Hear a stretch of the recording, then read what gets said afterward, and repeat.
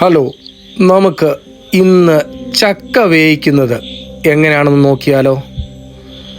നമ്മുടെ മുറ്റത്തെ പ്ലാവിലേക്ക് നോക്കി നോക്കിക്കഴിഞ്ഞിട്ട് 2-3 ചക്ക കിടപ്പുണ്ട്. അതിൽ നിന്ന് ഒരു ചക്ക പറിക്കാനായിട്ട് പ്ലാവിൽ കയറുകയാണ്. ചക്ക ഒരെണ്ണം പറിച്ചു, താഴെ ഇട്ട് കഴിഞ്ഞാൽ അത് മുറഞ്ഞം കോടാലി വെച്ചങ്ങ് വെട്ടി ഞുറുക്കി പീസാക്കി ഇങ്ങനെ ഇട്ട് കഴിഞ്ഞിട്ട് എന്തു ചെയ്യും? നമ്മളതിൻ്റെ ചക്ക മടൽ ചെത്തി അതിൻ്റെ ചകിണി മാറ്റാനായിട്ട് ഓരോ ചക്കച്ചുളയും എടുത്ത് പറിച്ചു കൊണ്ടേയിരിക്കുകയാണ്. മുറത്തിലേക്ക് ഇടുന്നു, പറിക്കുന്നു, മുറത്തിലേക്ക് വീണ്ടും ഇടുന്നു. 2 മുറം അവിടെ ഉണ്ട്. ഒന്ന് പ്ലാസ്റ്റിക് മുറം, ഒന്ന് നമ്മുടെ സാധാരണ പഴയ കാലത്തെ മുറം. അതിനകത്ത് നമ്മൾ ചക്കച്ചുള പറിച്ച് ഇടുന്നു. അതിൻ്റെ ചകിണി കളയാനായിട്ട് ചക്കമടലും മാറ്റി എല്ലാ ക്രമീകരണവും ചെയ്യുന്നു. കണ്ടോ, മുറത്തിനകത്ത് ചക്ക അങ്ങനെ ലാവിഷായിട്ട് ഇട്ടുകൊണ്ടിരിക്കുകയാണ്. നമ്മൾ നോക്കിക്കൊണ്ടിരിക്കുമ്പോൾ തന്നെ ചക്ക പടുക്കോന്ന് മുറിച്ച് ചെത്തി അതിൻ്റെ അകത്ത് കണ്ടോ, മുറത്തിനകത്ത് കിടക്കുന്നത് കണ്ടോ. മുറത്തിനകത്തിട്ട് നമ്മൾ നോക്കുകയാണ്. മുറത്തിനകത്തുനിന്ന് അതിൻ്റെ ചകിണി കളഞ്ഞ് കുറച്ച് അരിയാനും വീണ്ടും തുടങ്ങുകയാണ്. അരിയുന്നുണ്ട് അവിടെ നിന്ന്. അരിഞ്ഞ് വെച്ചു, കുറച്ച് അരിഞ്ഞ് വെച്ചു. നമ്മൾ വേവിക്കാനായിട്ടുള്ള എല്ലാ പരിപാടിയും നോക്കുകയാണ്. അരിഞ്ഞ് വെച്ചിട്ട് കണ്ടോ, വീണ്ടും നമ്മൾ കാണുമ്പോൾ ചക്കച്ചുള ഇഷ്ടം പോലെ ഉണ്ട്. കണ്ടില്ലേ, ചക്കച്ചുള ഇഷ്ടം പോലെ ചക്കച്ചുളയാണ്.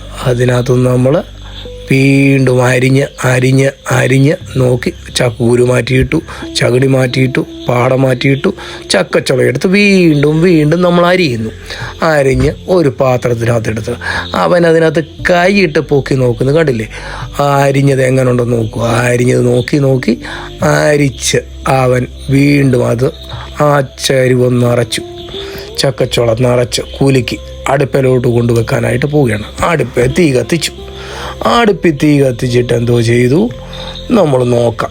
അടുപ്പിൽ തീ കത്തുന്നുണ്ട്, നല്ലപോലെ തീ കത്തുന്നുണ്ട് കേട്ടോ.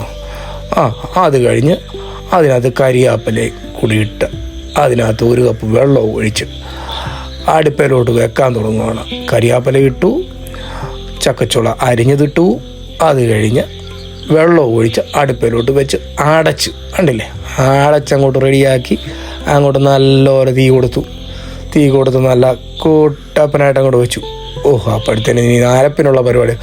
ഒരു ചെറിയ തേങ്ങ എടുത്ത് അമ്മ തിരുമ്മാൻ തുടങ്ങി. കണ്ടില്ലേ, തിരുമ്മി അതിൻ്റെ ചക്കച്ചുളയുടെ അതിനകത്തോട്ട് വെച്ച് അരപ്പ് വെക്കാനായിട്ട് എന്തെല്ലാം മുളക്, മഞ്ഞപ്പൊടി, പച്ചമുളക് എല്ലാം കൊടുത്ത് പഴയ അരകല്ലേ വെച്ച് ചാടുക്കോന്ന് അമ്മ അരച്ചു. പിന്നെ അങ്ങോട്ട് ചാതച്ചങ്ങോട്ട് എടുത്ത്, കണ്ടില്ലേ, ചാതച്ചെടുത്ത് അവനെ എന്തോ ചെയ്യുന്നുണ്ടല്ലേ, ചതച്ചെടുത്താൽ മാത്രം മതി. മഞ്ഞപ്പൊടി എല്ലാം കൂടി ഇട്ട് അത് കഴിഞ്ഞിട്ട് മുമ്പേ അടച്ചു വെച്ചിരുന്ന ചക്കയിലേക്ക് അരപ്പിട്ട് വീണ്ടും തീ കത്തിച്ചു അല്ലേ. അതിൻ്റെ മണ്ടയ്ക്ക് ഇനി അടച്ചങ്ങോട്ട് വെച്ച് അത് അരപ്പ് വിട്ട് അടച്ചു വെച്ച് നല്ലപോലെ തീ കൊളുത്തി.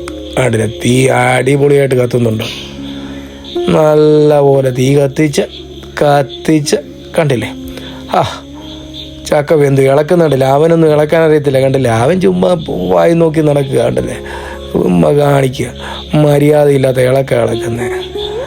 അപ്പം ഇത് ചക്ക ഇളക്കുന്ന അമ്മ ദേഷ്യപ്പെട്ട് അവൻ്റെ കയ്യിൽ നിന്ന് തൂടുപ്പ് വാങ്ങിച്ച് 2 ഇളക്കുന്ന കണ്ടോണോ ഇപ്പോൾ.